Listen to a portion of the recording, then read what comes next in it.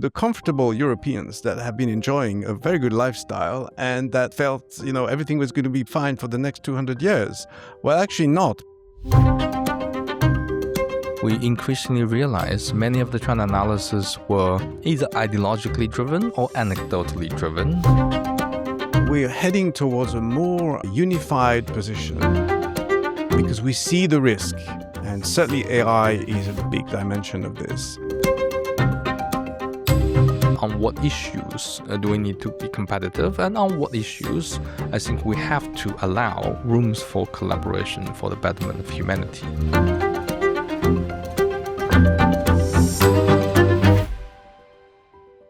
Welcome to this collaboration between European Guanxi and the Asia Society Policy Institute's Center for China Analysis. Today I'm very happy to have here Philippe Le Corre, who is a professor at ESSEC Business School and a senior fellow at the Asia Society Policy Institute, and Jing Qian, who is a vice president of the Asia Society and managing director of the Center for China Analysis. Today we want to talk about the relationship between the European Union and China, focusing in particular on the economic dimension of the relationship. So today we're at the summer summit of the Asia Society here in Paris, and I'm very happy to have Jing here because you are the co-founder of the Center for China Analysis. So I wanted to ask you, what is the mission of the Center for China Analysis and why do you think it's necessary today, and what was the reasoning behind founding the center? First of all, thank you very much for having me. It's my actually very first podcast. I've never done this before. The reason for funding the Center for China Analysis with Kevin Rudd about 4 years ago and having wonderful people like Philippe Le Corre and many others, actually 78 around the world in about 11 different countries, are fourfold. Number one is that we increasingly realize there's one reading of China in the policy world that is from the DC area, but we realize there should be multiple readings of China because how China is perceived in DC is actually different from how China is perceived in Paris, and how China is perceived in Berlin, and how that is perceived in Brussels and Jakarta and Tokyo. So we want to have a global reading of China. That's why we want the Center for China Analysis to be a globally based center, to have a global reading of China. And that will actually inform policymakers in all different capitals to have a more global reading of China to have better policy.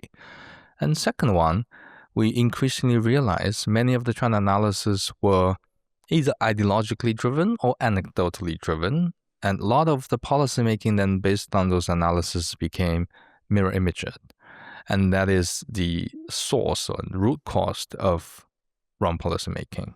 We want to make our China analysis to be inside out, which means is to focus on Chinese sources, primary sources in Chinese language, but also to have on-the-ground observation of what is happening in China, to have conversations with Chinese interlocutors, to host Chinese delegations wherever they're coming from, and to, most importantly, gain inside-out insights. So that is the second reason we have the center. The third one is that we want to actually, as I said this morning at this conference, is to go beyond competition and collaboration binary to really find what is the end goal of our China policy and what is the end goal of Europe-China relations and US-China relations. And I think it's deeply human. We have to understand what we're doing this for. What is competition's end goal? What do we do with the cooperation? I think it should be for humanity because AI competition should be for humanity, so should be clean tech cooperation and public health collaboration. That's the third reason, is we want to be a human-centered Center for China Analysis. And the last one is that we want to have a holistic China Center. Because China is not only about politics, it's not only about society, it's not only about technology, it's not only about the military. All aspects of China will inform each other. We need to have a holistic understanding of China to have a most accurate understanding of China. So you've put four together, it's an inside-out, a holistic, and a global and human-centered reading of China. That's why we said it's center up. Yeah.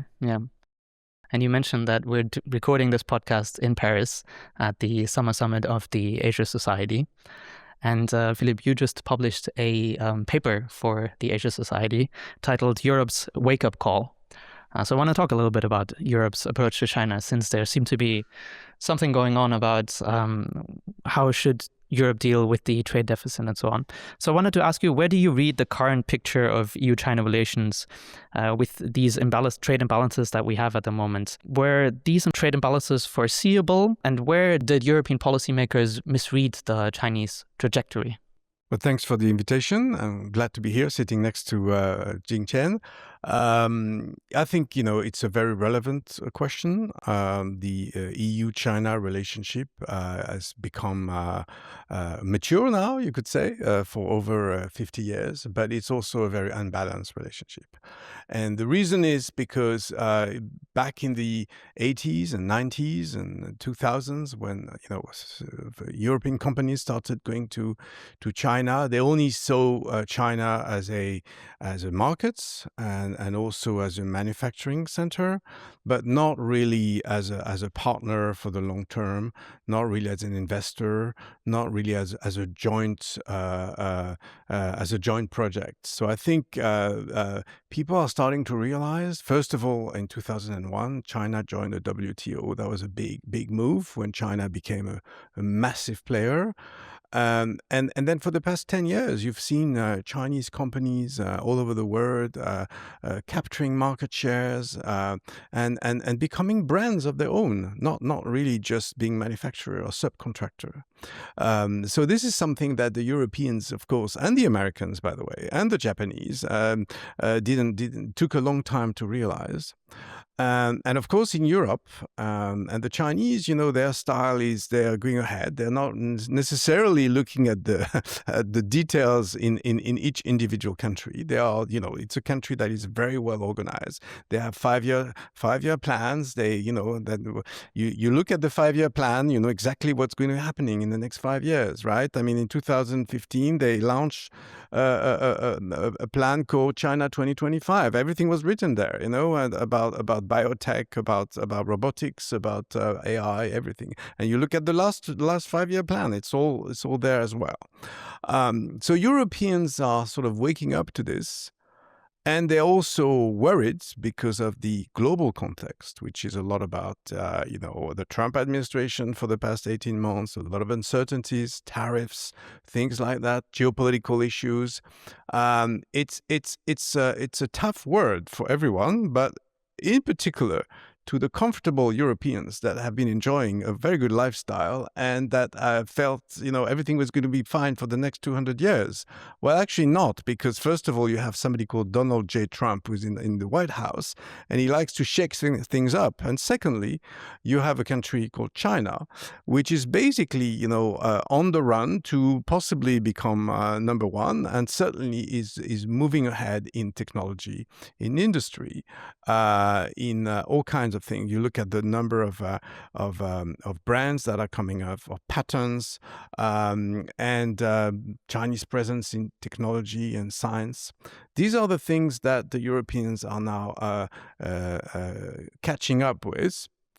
And meanwhile, we do have a trade deficit, as you pointed out, of 360 billion euro. That's 1 billion a day. So, I used to write in my papers that we had 2 billion euro a day of trade. Now it's 1 billion euro of deficit. It's a big difference, isn't it? So, this is this kind of emergency. Because, at the end of the day, we Europeans need to have jobs. Our kids need to have jobs. And I mean, I'm a professor, so I teach to students. They also want to have a job later, and especially in the AI context. So it's important that we look at this relationship in a positive way, in a sort of partnership.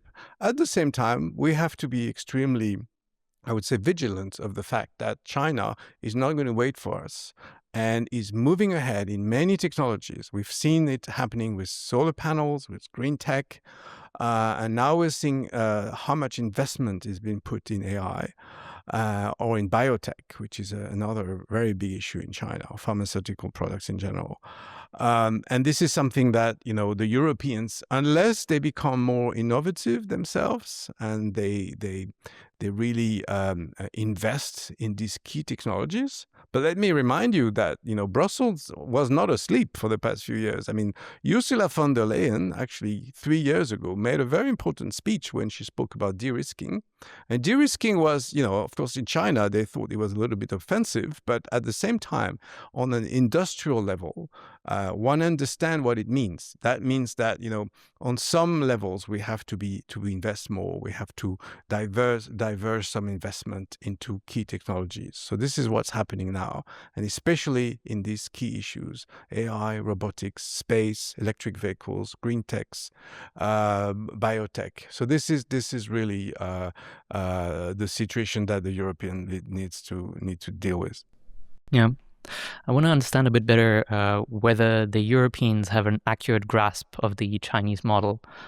So I want to ask you, Jing, in Europe, what we talk about is Chinese subsidies. Now the German Chancellor Merz talked about the undervaluation of the RMB. Do you think that Europeans have an accurate understanding of the Chinese model? Do you think that what they perceive as excess production, deficient demand accurately reflects what's going on with the Chinese economy? Thank you for the question. But let me reframe it a little bit, because I think I can't, of course, speak for Europe. And Europe is such a massive unity, and Philippe will be better able to address that in its coherence. But I want to provide the framework that we have to understand Europe as different parts. And similarly, we have to understand China as different parts. That's on the outsetting. Two is that in terms of understanding Europe's understanding of China, let me provide 2 or 3 layers of understanding. Number one is on the capacity side. Again, back to the reasons of funding the center, is I do realize the capacity of understanding China, not only in the States, but also in Europe and elsewhere, is inadequately dangerous. You're lucky to have Philippe Le Corre in France, but I think in many countries in Europe, the capacity is very limited.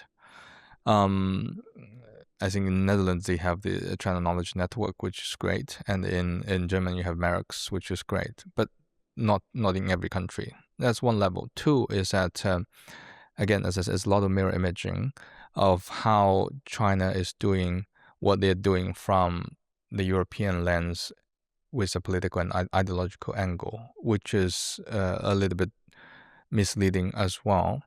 And third, let me get to the substantive point of the overcapacity and excessive capacity, which I think it's true and real. But how then to utilize that, for example, for a clean tech collaboration? Let me use that as one example to illustrate the understanding or not. Our center has produced a piece for Foreign Affairs to explain why China has so many solar panel and EV companies in all locality. Is that because government subsidies? The answer is not. Is that due to the lack of physical income of local governments after real estate faded away, they all need to find a new source of physical income. And they have to put on manufacturing capacity to gain that physical income. And at that time, when they needed it, the EV and solar panel were what the state at the central level encouraged. So they have to put on the manufacturing capacity to gain physical income so they can fulfill all sorts of government capabilities. That's what actually happened. It's not because the government subsidized the EV companies, therefore they did it. It's because they need physical income. That's point number one. Point number two, it's because so many EV companies and battery companies existed in the Chinese market, the competition became so severe.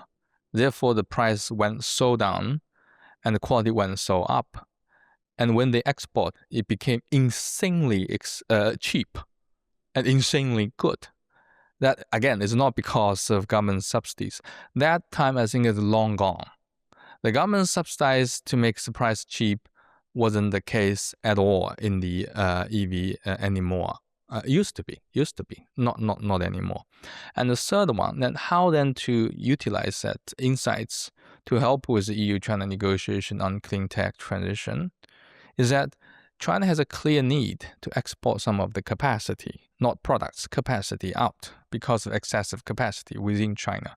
EU needs the technological know-how to be transferred to rebuild its industry capacity domestically. Do not reinvent, or no need to reinvent the wheel to do it again with both the time and expenses and with urgency of climate change. So the key policy question with the right insights should be how then to do the technological transfer from China with the right political incentive and the right policy solutions. That should be the question both sides needs to ask. Right?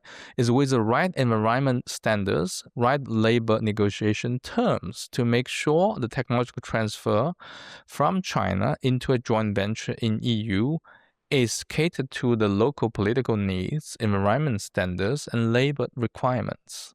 And Chinese can claim as a win, Europeans can claim as a win. That is the right question to ask. It's not to keep focusing on the subsidies in China, which is non-existent anymore for the industry, nor the political arguments back here in Brussels.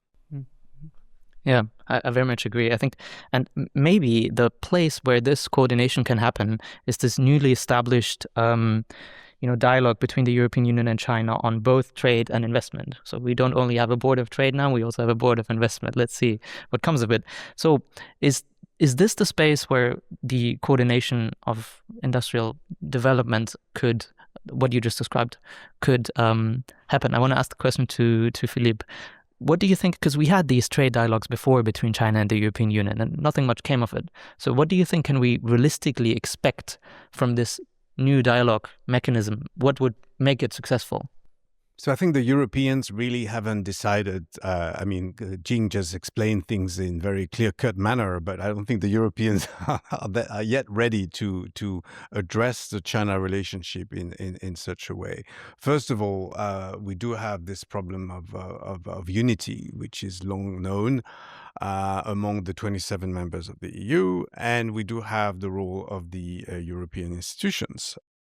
So, as you know, we had Hungary for many years that was playing his own game, and now we have somewhat Spain that is, has been sort of very pushing for Chinese investments in the EVs. And I'm not sure really the strategy was well thought from the Spanish government. It would have been much better to have a unified position, as always, with everybody around the table. Now, it's very difficult to have 27 members around the table. Can you imagine a board with 27 members? I mean, they hardly can agree on anything. But I think now we're heading towards a more unified position because we see the risk. And certainly AI is a big dimension of this. We also see that some industries will probably not come back to Europe, but at the same time, we do have the talents and the financing and the capabilities to encourage startups, technologies, and even some heavy industries. We do need to have better access to minerals and things like that, this is one of the weaknesses of Europe. But after all, China has been accumulating minerals for all these years, and China doesn't have enough minerals of its own. So we just need to go out of our way and to do the same. As far as implementing this EU policy, I think this is going to take a bit of time. We do need to address this question of cooperation in technology. I don't know if China is ready to really transfer technology. It's a new process for China to think about that, because they are used to having foreigners coming to China and forcing them into joint ventures with a 51% in China's favor. So, doing what some people call the reverse Deng Xiaoping, that's easier to say than to achieve. Just like the reverse Kissinger, which is another thing. But, it is basically one Kissinger and one Deng Xiaoping. But at the same time, there is actually a capital of goodwill, I think, in Europe to work with some Chinese partners in some sectors, as long as we preserve jobs, as long as we preserve our own identity. And also because the United States, it's a complicated partner for Europe, as we've been seeing for the past few years, almost 10 years now since Trump #1. So this is an opportunity. This is a time of challenges, but it is also a time of opportunity. One of the keynote speakers at this conference today is Kevin Rudd. And Kevin once popularized the term managed strategic competition between the United States and China to devise a paradigm for navigating the relationship between the United States and China. Jing, you recently coined the term or wrote a piece in which you mentioned the term rightsizing competition. Can you explain what you mean by that concept and how is it useful for policymakers in Europe and the United States to view their relationship with China? Thank you. I think we again need to understand the right parameters of what we're competing for. The right-sizing competition and cooperation needs at least 4 layers of understanding. One is at the end goal. What are we actually competing for? What does victory look like? We have to be very clear about those. Otherwise, management becomes a forever state of being, and escalation or de-escalation became the KPIs, which I think it's okay, but it's not ideal. We can do better if we put our best and brightest mind to it to define the end goal of competition and the cooperation. Second is that I think we do need to think through with whom do we compete and with whom do we collaborate. Because as I mentioned in the beginning, there's a multiple EU, there's multiple China as well. There's Chinese central government, Chinese local government, there's Chinese private sector, there's Chinese civil society and people.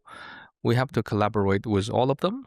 We have to compete with some of them. It depends. And who are the counterparts in Europe as well. And third one is that during what time frame are we competing and collaborate, right? China has its own political agenda. Europe has its own political agenda.